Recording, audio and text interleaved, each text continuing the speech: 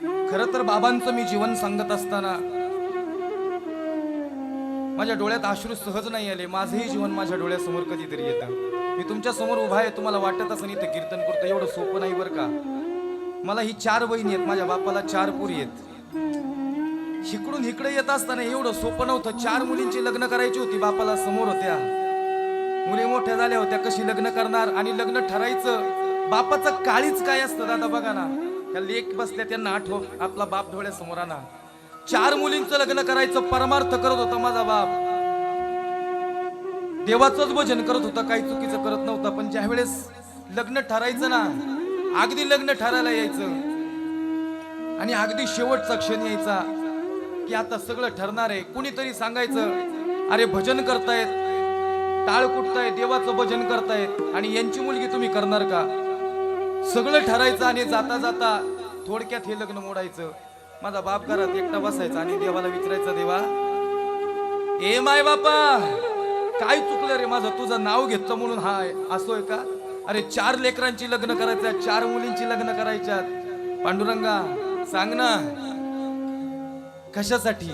तुझं नाव घेतल्यानंतर हा त्रास होत असेल तर तुझं नाव घ्यावं का मी. तुम्हाला वाटत असेल मी हे युट्यूबचं लाईव्ह शूटिंग चालू आहे, मी खोटं बोलणार नाही दादा. कीर्तनकारांच्या 2 प्रकार असू शकतात. कीर्तनकार असणं वेगळे, साधनायुक्त कीर्तनकार असणं वेगळे, दोन्ही गोष्टी वेगळ्या आहेत. इथं तुमच्या समोर उभा आहे ना, रे असाच नाही उभा.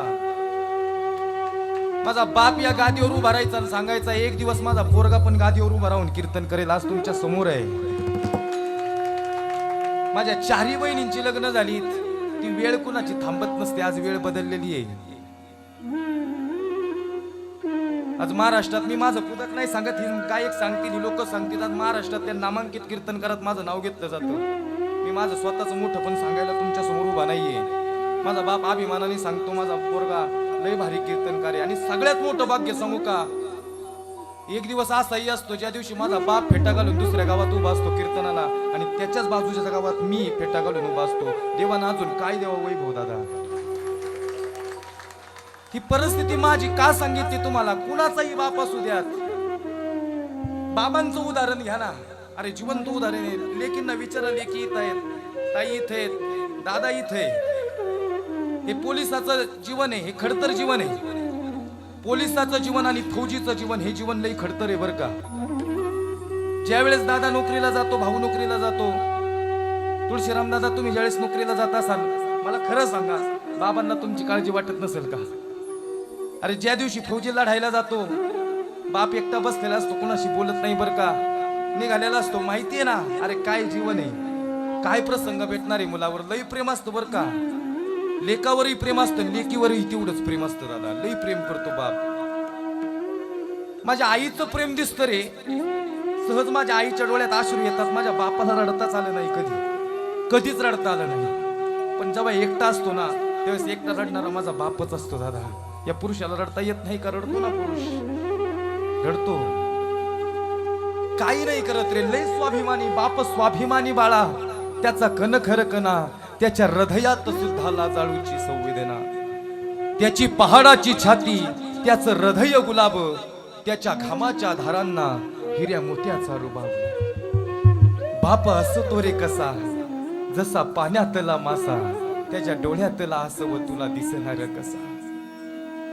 बाप वागवी मुलांना तळ हात पाकळ्यात, अशा बापासाठी यावे एकदा डोळ्यात पाणी या डोळ्यात, एकदा पाणी या डोळ्यात. काय जीवन आहे. आयुष्यभर रडत नाही बरं का. आयुष्यभराचे अश्रू या डोळ्यात साठून ठेवतो. या बापाला विचारा, 2 क्षणी बाप रडतो. ज्यावेळेस पोटची लेख लई सांभाळलेली असते रे, आणि सासराला दुसऱ्या आदल्या दिवशी लई लगबग असते बापाची. वर बाप असतोय ना, लगबग असते. पुरीकडे बघत असतो, हळूच बघत असतो, पण सगळी गडबड चालू असते. पाहुणा दुखावला नाही गेला पाहिजे, जेवण व्यवस्थित झालं पाहिजे. एखाद्या जरी पाहुण्याने जेवणाला नाव ठेवलं तर आयुष्याची शिदोरी असते, जमवलेली खर्च केलेला असतो ना. ए माय बाप, कधी त्या मुलीच्या लग्नात गेला ना, गेल्यानंतर त्या बापाला भेटा, त्याला सांगा दादा जेवण लई सुंदर झालं बरं का, आयुष्य सुंदर होतं त्याचं. त्याला वाटतं माझ्या लेकीचं लग्न केलं ना, अरे आयुष्य सुखवतं रे त्याचं. लई प्रेम असतं लेकीवर, लई प्रेम असतं. काय मागावं लेकीने, काय परिस्थिती असते रे.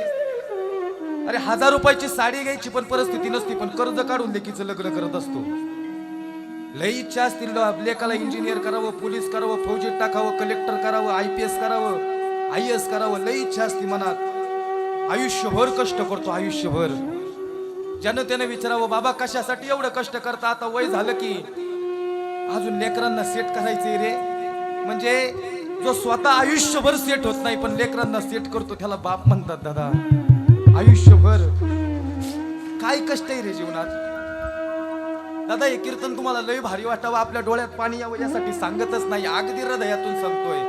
माझ्या भगवान पांडुरंगाला हे कीर्तन आवडलं ना आजचं, तर माझ्या बापालाही भावपूर्ण अशी श्रद्धांजली बाबांना असेल, लक्षात घ्या. आवडलं पाहिजे देवाला कीर्तन, आवडणार दादा. जीवन आहे ना त्यागाचं, जीवन आहे बापाचं.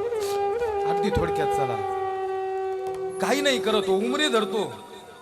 लेकीचं लग्न असताना लेकराचं अरे शिक्षण आहे ना समोर, अगदी चलबिचल झालेली असती मनाची, काय करावं. आणि लेख समोर यावी, बाबा लग्न बर का, तारीख जवळ आली.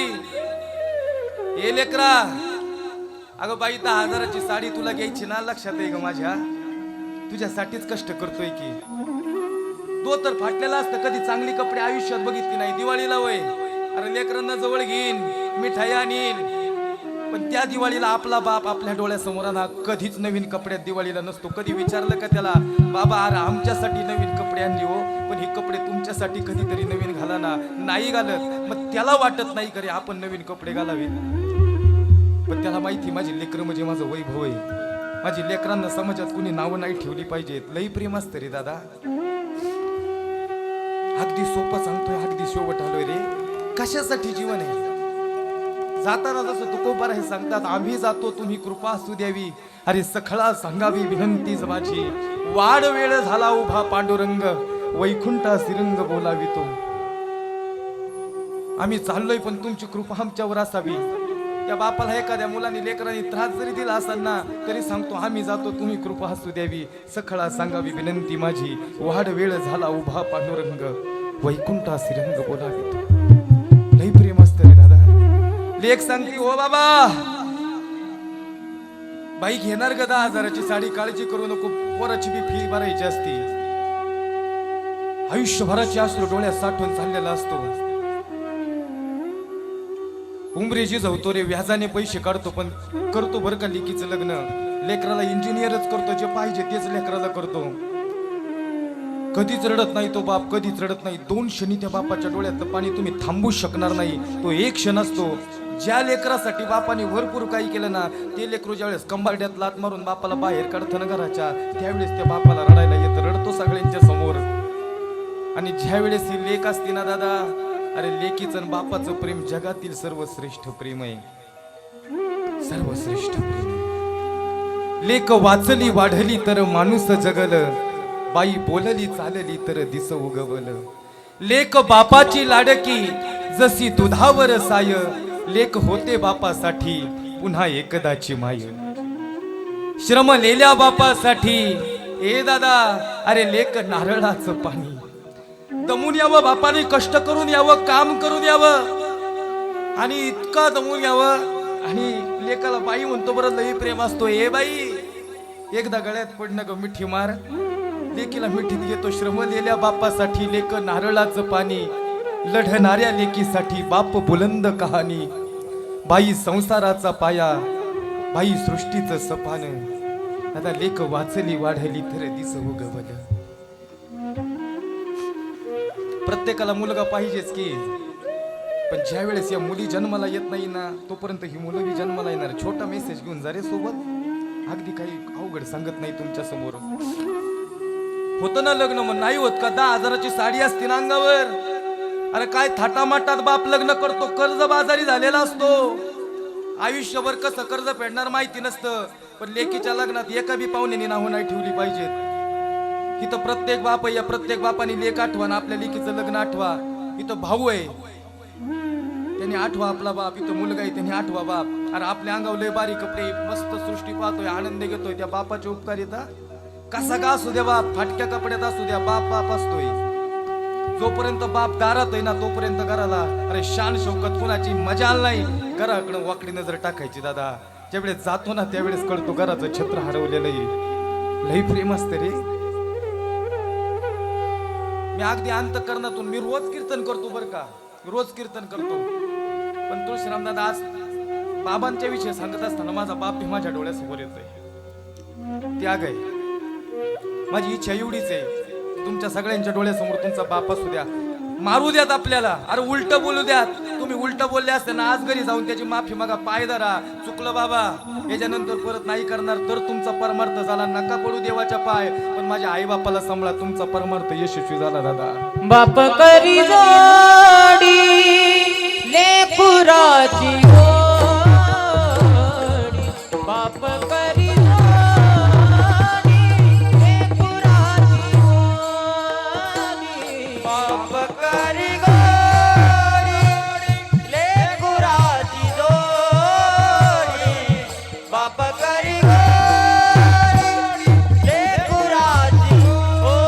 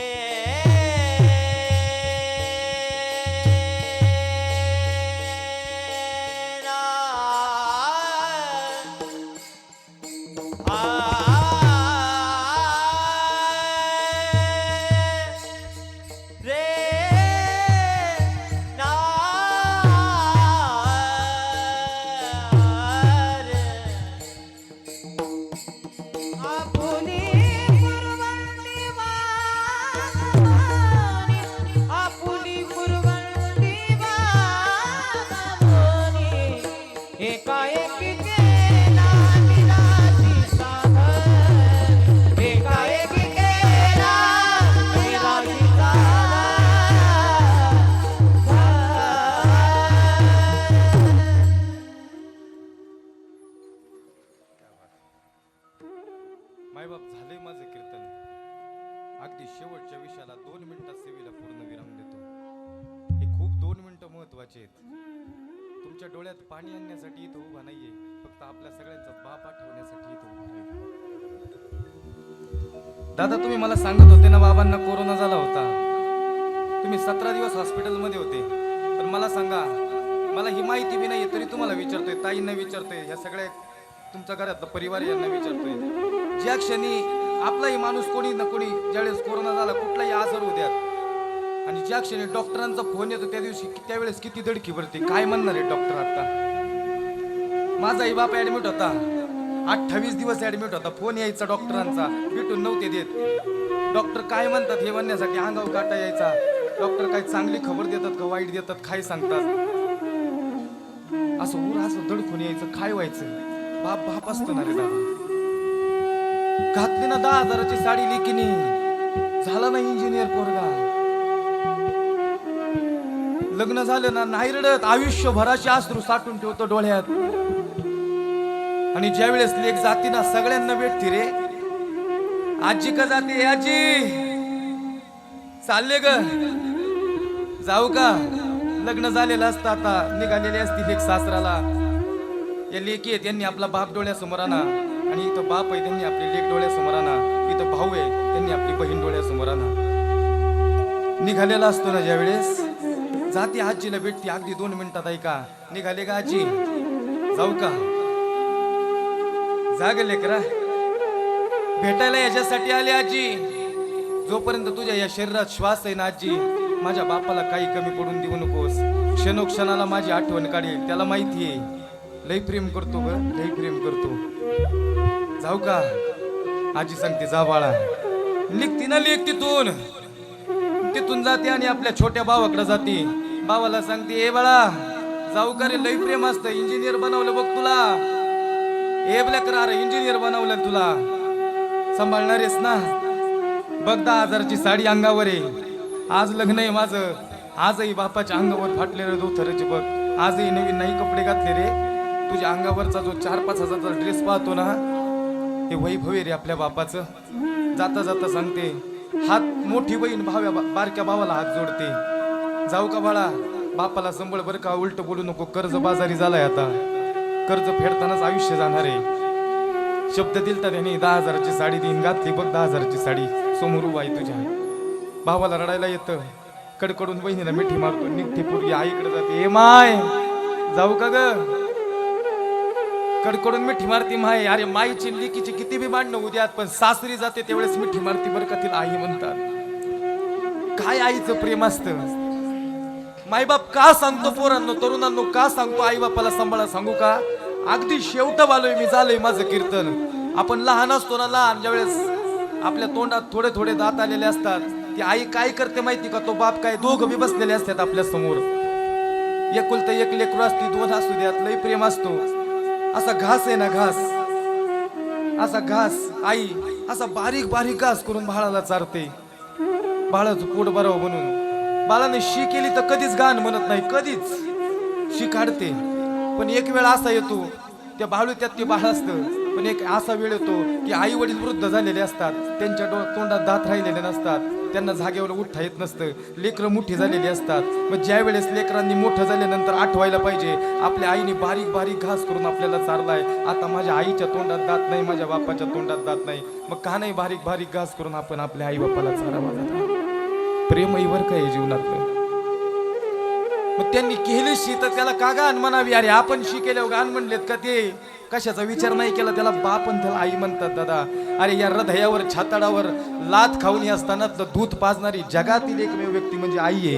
आई आहे बरं का, जगातील एकमेव व्यक्ती आई आहे. जाती ना ती लेक माईला कडकडून मिठी मारती. ए माय, चालले ग, लई बाप प्रेम करतो ग माय.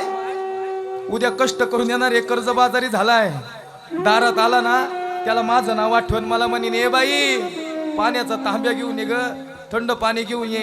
त्याच्या लक्षात नसेल मी सासरी गेले, पण मी नाही ना आली. आई माझी जागा तुला घ्यायला लागेल, जायला लागेल पाण्याचा तांब्या घेऊन. डायबिटीस आहे का त्याला, ब्लड प्रेशर आहे, त्याच्या लक्षात राहत नाही गोळ्या खायच्या. उद्या हाक मारण त्याचं विस्मरण झालेलं असेल की त्याला माहिती नसेल लग्न झालंय का नाही झालं. सहज मला हाका मारण, पण मला हाक मारल्यानंतर ती कपाटावरची तेवढी डबी घोड्यांची माझ्या बापाला घेऊन जागं. लई प्रेम करतो, 10,000ची साडी घातली त्याच्यासाठी माय.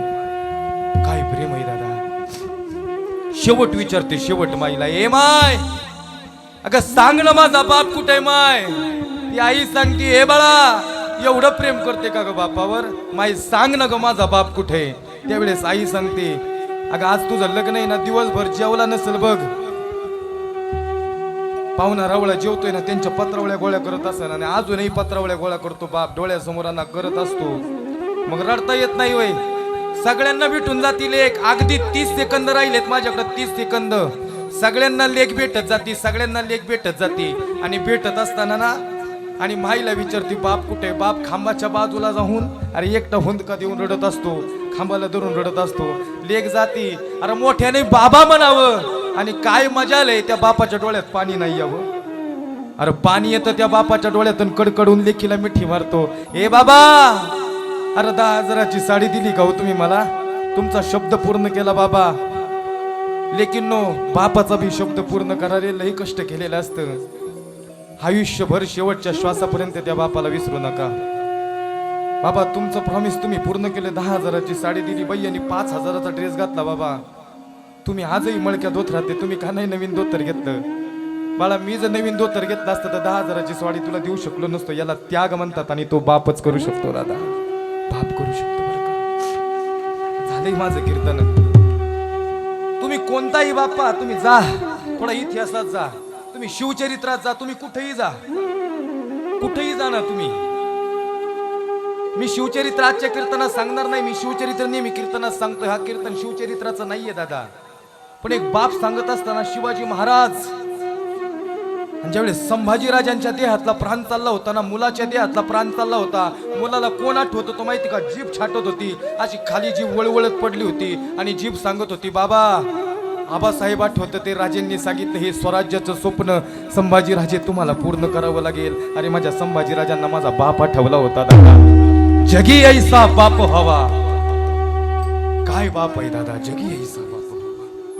डोळं काढलं होतं ज्या डोळ्यांनी बापाला आयुष्यभर बघितलं होतं. संभाजीराजांचे तप्त सळ्या डोळ्यात घातल्या होत्या आणि सपकन डोळे खोमण्या उरल्या होत्या फक्त. आणि औरंगजेबाकडे पाहत होता संभाजीराजा. औरंगजेब सांगते हे संभाजी तुझे डर नाही लगता क्या रे? संभाजीराजे सांगतायत अरे काय काय बापाचं प्रेम होतं, अरे डर नाही लगता. अरे छत्रपती शिवाजीराजांचा पुत्र आहे संभाजी. माझ्यामुळे इतरांना भीती वाटते. इतकं शौर्य होतं संभाजीराजांचं. हात कापले होते पण हात कापताना बाप डोळ्यासमोर आई डोळ्यासमोर येत होती. प्रेम होतं, हे स्वराज्य होतं, हे संस्कार होते दादा. मी शिवचरित्र सांगत नाही, फक्त बाप कधी कधी बापानं काय त्याग केलाय. बाप पाहायचा असेल तर कधीतरी ज्ञानोबारायांच्या जीवनात डोकावून पहा, कळेल तुम्हाला बाप काय असतो दादा. त्यांच्या बापाकडे जा, कळेल तुम्हाला. मला तेवढा वेळ राहिला नाही, झालंय माझं कीर्तन, अगदी वेळ घेतलाय मी तुमचा. बाप बाप असतो. मायबाप बोलताना पहा ना, निघाली ना लेक, बाप साठवितो अश्रू फक्त एका क्षणासाठी. जन्मभराचे रडतो लेक जाताना सासरी, लेक जाताना सासरी. रडतो तो बाप, रडतो तो. माझ्या बापासाठी एकदा तरी डोळ्यात पाणी सगळ्यांच्या यावं बरं का. असो दादा, झालंय माझं कीर्तन. या ठिकाणी आपण सगळ्यांनी मला बोलवलं, भरभरून प्रेम दिलं. आपण इतक्या वेळ हे कीर्तन श्रवण केलं. बोलताना वाणीतून एखादा शब्द केला असेल, जात धर्म काही नसतो. मलाही जरी 2 माणसांनी म्हणले ना महाराज तुम्ही मुस्लिम कीर्तन करताना या गादीवर आहे, कधी कधी लोक अशी म्हणतात ही गादी बाटते. आता माझ्या इथं उभं राहिने गादी बाटत असेल का तुम्हाला काय वाटतो? माझा एक शब्द वाकडा गेला का? काय बोललो का मी कोणाला? का माझा अरे कुठल्या जाती जन्माला आला याच्यातून तुझं श्रेष्ठत्व नाही ठरत रे दादा, तुझ्या कर्तृत्वावरून तुझं श्रेष्ठत्व ठरत असो.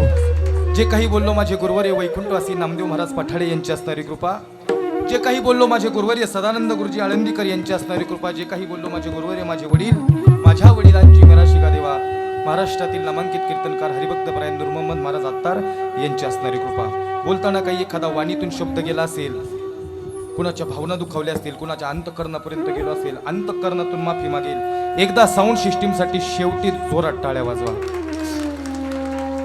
वाटलं तरी चालेल. आता एकदा कलाकारांसाठी टाळ्या वाजवा. हे 4 कलाकार, हे सगळेच कलाकार बरं का. आमच्या आई साहेब आज टाळ घेऊन उभे आहेत, यांच्यासाठी एकदा टाळ्या वाजवा. आमच्या अविनाश महाराजांसाठी वाजवा. लय लांबून आले ते माझ्यासाठी आज कीर्तनाला. महाराज खरंच धन्यवाद, तुमचा मोठा एपिसोड तुम्ही माझ्यासाठी आला. हे प्रेम राहू द्यात, बाकी सगळं मिळतं जीवनात, असू द्यात. वाजवा माझ्यासाठी, वाटल्या तर वाजवा. हे यूट्यूब शूटिंगवाले एक फोनवर आले बरं का, यांची लय धावपळ असती. लहू दादा आहे, सुमित, या दोघांसाठी टाळ्या वाजवा. चांगली पोरं आहेत, लहान आहेत पण लई तळमळ करतात. यांच्यामुळे परमार्थ घराघरापर्यंत पोहोचला यूट्यूबच्या माध्यमातून. शरद दादांचं धन्यवाद. खरंच शरद दादांचं सुंदर काम आहे. या यूट्यूबच्या माध्यमातून लोक बघतात की यूट्यूबमधनी किती पैसा मिळतो. अरे पैसा बाजूला ठेवा, त्यांना किती मिळतो. त्यांच्यामुळे देव घराघरापर्यंत पोहोचला, हे लय महत्वाचं आहे. म्हणून त्यांच्यासाठी टाळ्या. माझ्यासाठी वाजवल्या का? हा चला, आता तुमच्या यासाठी एकदा सगळ्यांसाठी टाळ्या वाजवा. मी या ठिकाणी भगवान परमात्म्या चरणी प्रार्थना करतो. आज ज्यांचं प्रथम पुण्यस्मरण आहे श्री कैलासवासी सोपानराव शंकरराव गायकवाड यांच्या जीवात्म्यास या ठिकाणी खरंच भगवान परमात्म्यांनी त्यांच्या चरणाजवळ त्यांना जागा दिलीच आहे. पण या गायकवाड कुटुंबाला या दुःखातून सावरण्याची संधी भगवान परमात्म्यांनी शक्ती द्यावी. या ठिकाणी सगळ्यांना एकदा धन्यवाद. अविनाश जाधव महाराज गायनाचार्य यांच्या गायनाला वंदन म्हणून त्यांना बनकर टेलर्स कडून 500 रुपये देणगी, त्यांनाही धन्यवाद. या ठिकाणी असू द्या, कलाकारांच्या जीवनात काय आहे, काय होतं माहिती का, कीर्तनकारांच्या लोकांना आणि कलाकारांचे पैसे दिसतात, त्यांच्या मागचा त्याग कुणाला दिसत नाही. हे सगळं सोडून आले त्यांची लेकरं आई बाप नाही आठवत त्यांना. असू द्या.